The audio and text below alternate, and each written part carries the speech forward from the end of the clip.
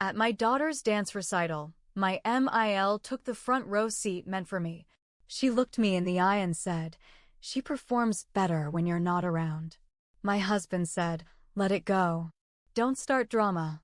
But when the recital ended, my daughter ran straight into her arms and whispered, "Thanks for helping me keep it a secret from Mommy." I checked her backpack that night, and what I found made me file for full custody. I've been holding this in for weeks. Honestly, I still don't know how to explain the kind of pain that hits you when you realize your own child has been used as a pawn, your own kid, the one you carried, raised, cried over, the one you'd take a bullet for. And the person pulling the strings? Someone you trusted just enough to never expect this.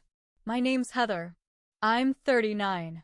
I live in a suburb outside San Antonio. I've been married for over a decade to a man I met in college named Brian. We've had our issues, what couple doesn't? But we always made it work. Or at least I thought we did.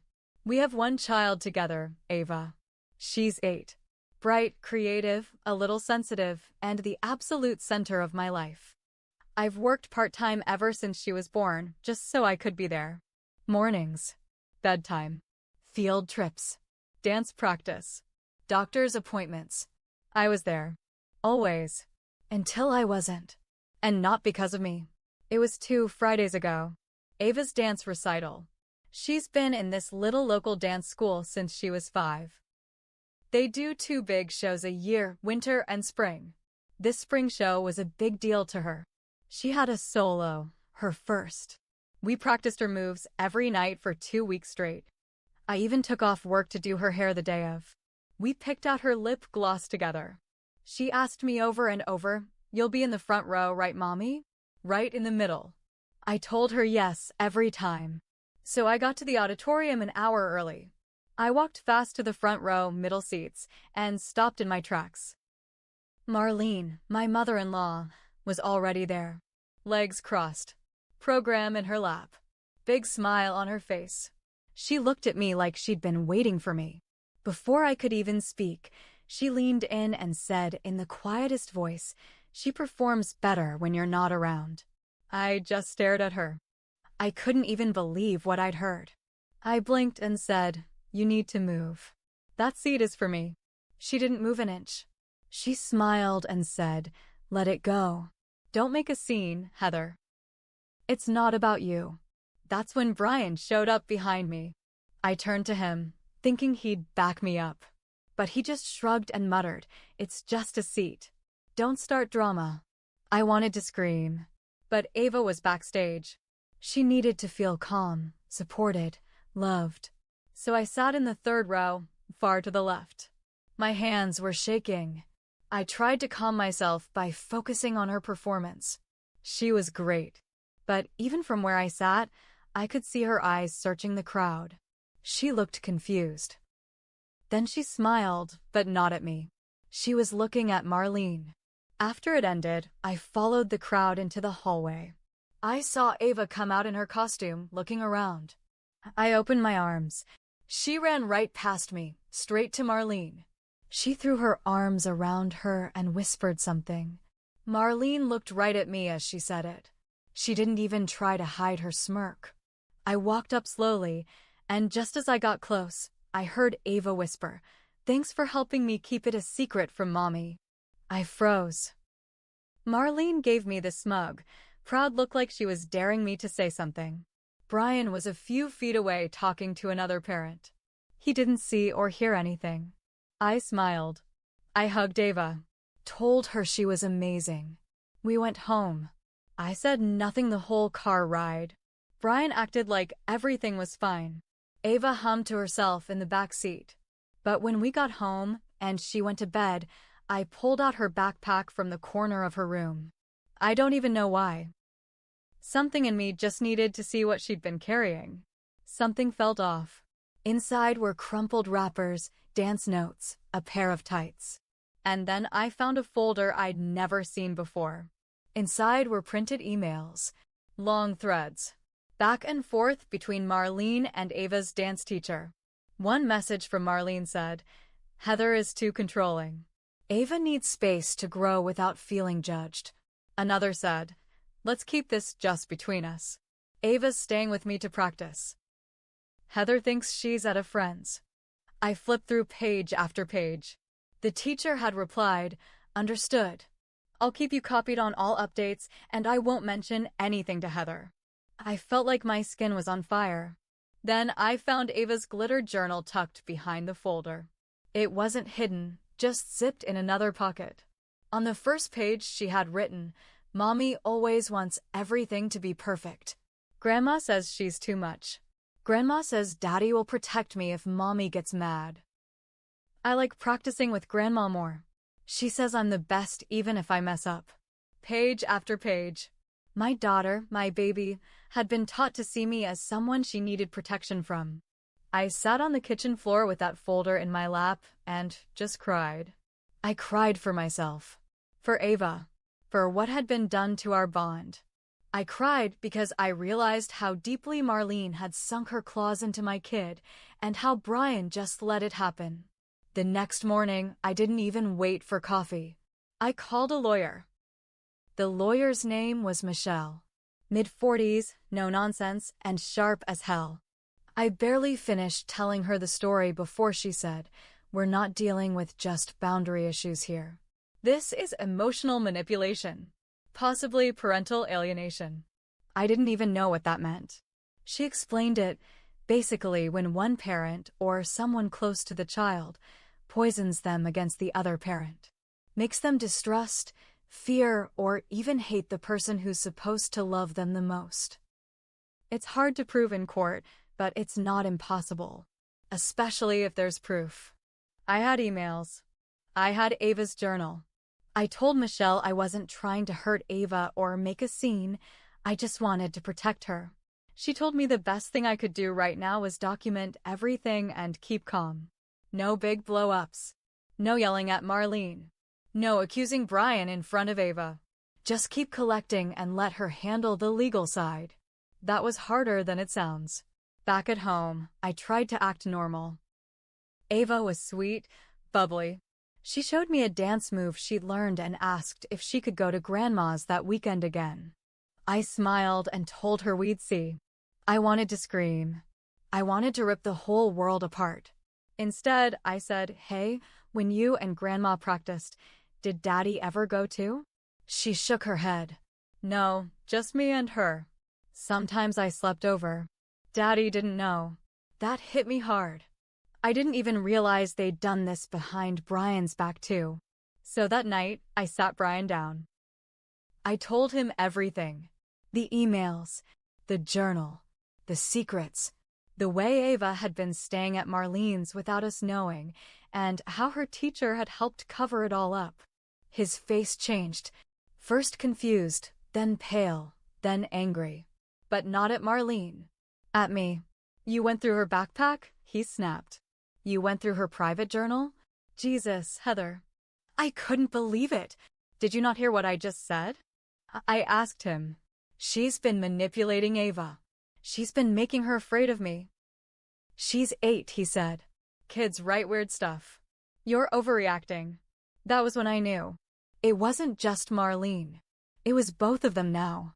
Whether Brian meant to or not, he was letting it happen. He was siding with the woman trying to erase me from my own daughter's life. Michelle told me to start keeping a written log. Every conversation. Every time Ava came back from Marlene's acting distant. Every time she said something that didn't sound like her. So I did. I filled pages. Like the time Ava said, Grandma says you were probably never meant to be a mom. Or the day she came home with a new dress, tag still on. I asked where it came from, and she said, Grandma said not to tell you. You'd make a big deal. The worst was a phone call I overheard one night. Ava was in her room. I thought she was asleep, but I passed by her door and heard her whispering. She was on the phone with Marlene. Yeah, Mommy's in a bad mood again. I think she's mad that I'm better when I'm with you. But Daddy said he'll fix it. That night, I didn't sleep. Instead, I wrote it all down, word for word. And the next morning, I took the whole folder, emails, journal pages, notes from the log, to Michelle. She looked through everything. Then she looked me straight in the eye and said, "We're filing emergency custody. This is enough." That was 3 days ago. And yesterday, the papers were served. To Brian. To Marlene. And to Ava's school and dance studio, too. I thought I'd feel relief. I didn't. I felt like I'd just started a war. The fallout was faster than I expected. That same evening, Brian came home with fire in his eyes. He slammed the front door hard enough to rattle the picture frames. Ava was at her friend's birthday sleepover, thank God. I was sitting at the kitchen table, waiting for it. "You filed what?" he said. "Emergency custody? Are you out of your mind?" I didn't even flinch. "You left me no choice." He threw his keys on the counter. "No, Heather. You made a choice. You're trying to rip our daughter away from her family over what? Some emails and a damn dance recital." "No," I said calmly. "Over the fact that your mother has been brainwashing our daughter to distrust me. Over the fact that you let her do it." He laughed, cold and sharp. "You're paranoid. You're losing it. I should have stopped you years ago when you started acting like the perfect mother." That hit me like a punch. Not because it hurt, because it told me exactly what I needed to know. He resented me. He always had. And he was never going to protect me or Ava. "I've already spoken to the court," I told him. "You'll be getting a date for the hearing. And if you keep yelling, I'll be filing for a temporary protective order, too."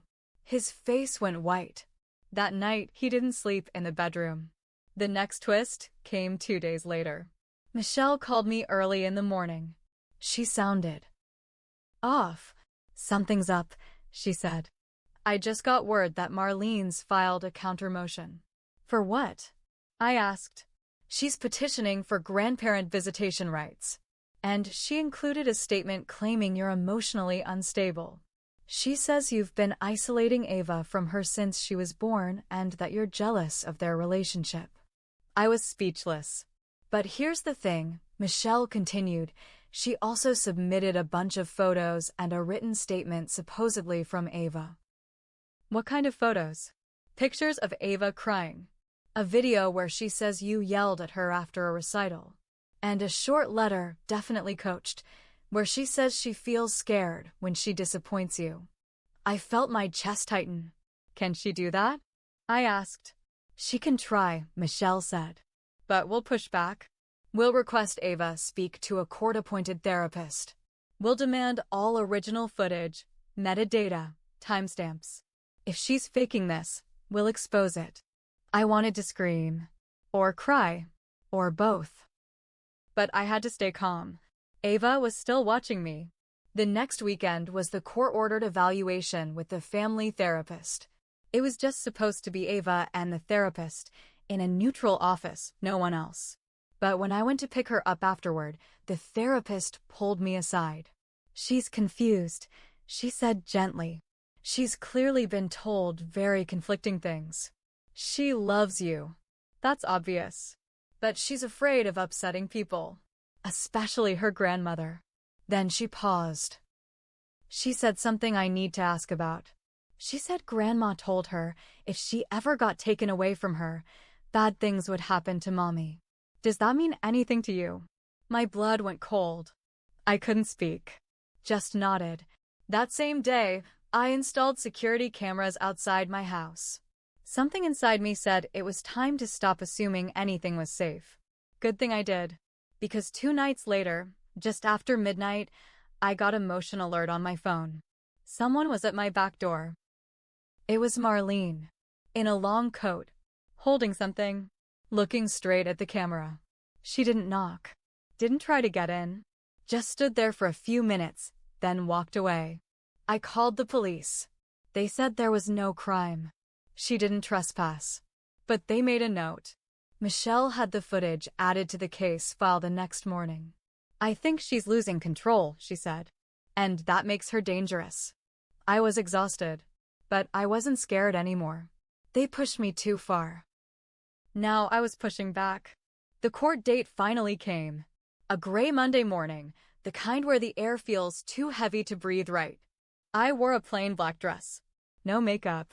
Just clean, calm, and ready to fight like hell for my daughter. Brian didn't look at me when we walked in. Marlene was already sitting in the hallway, flipping through a folder like she was the damn attorney herself.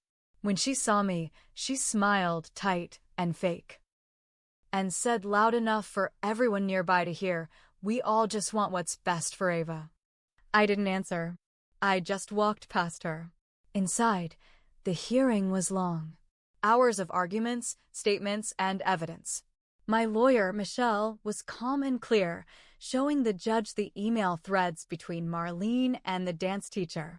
She read the lines where Marlene said I was too controlling and that Ava needed distance from her mother's influence. She handed over Ava's journal with highlighted entries about how Grandma said Mommy makes everything stressful and Daddy will protect you if she gets mad. Then she played the security footage, Marlene at my back door in the middle of the night. Silent. Watching. Their lawyer tried to twist everything. Said I was overreacting. That I was jealous of the bond between Ava and Marlene. That mothers sometimes imagine slights when they feel threatened. Then came the part one wasn't ready for. Brian took the stand. And he said I'd been emotionally unstable for years. He said I was cold, strict, made Ava feel like she had to be perfect all the time. He admitted he knew about the overnight stays at Marlene's and that he agreed to them. Heather doesn't mean to be cruel, he said, but she can't see how much pressure she puts on Ava. My mom just gave Ava a safe space. My whole body shook. Michelle leaned over and whispered, "Stay calm. You're winning." And then Ava came in. She wore her favorite pink sweater. Hair in braids. Holding her little stuffed bunny. She was nervous. Fidgety. The judge smiled at her and asked simple questions. What do you like to do after school?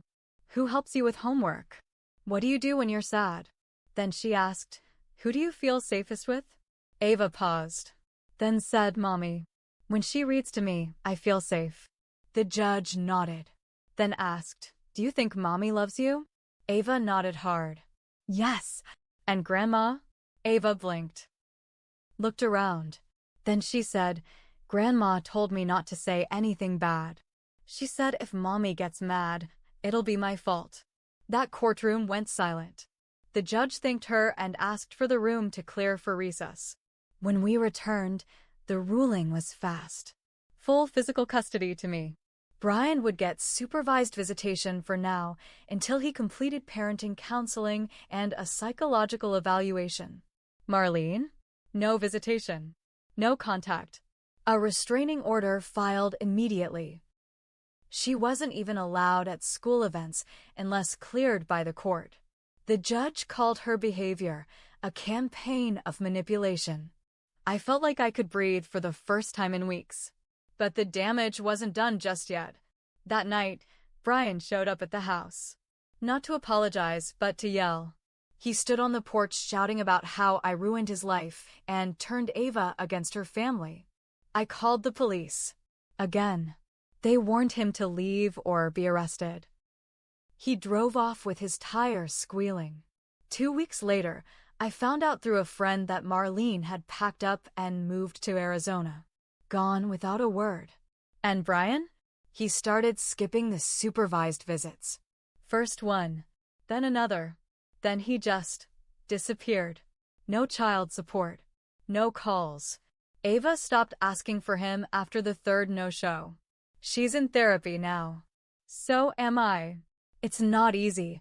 There are still moments where I wonder if I could have done something sooner. If maybe I was too focused on being the perfect mom that I missed the cracks forming around me. But I know this, no matter what mistakes I made, I was there. I didn't walk away. I didn't choose silence over my child. And in the end, I saved her. The cost was high, but I'd pay it again every time. Because no one gets to take my daughter from me. Not even her grandmother. Not even her father. Not ever again.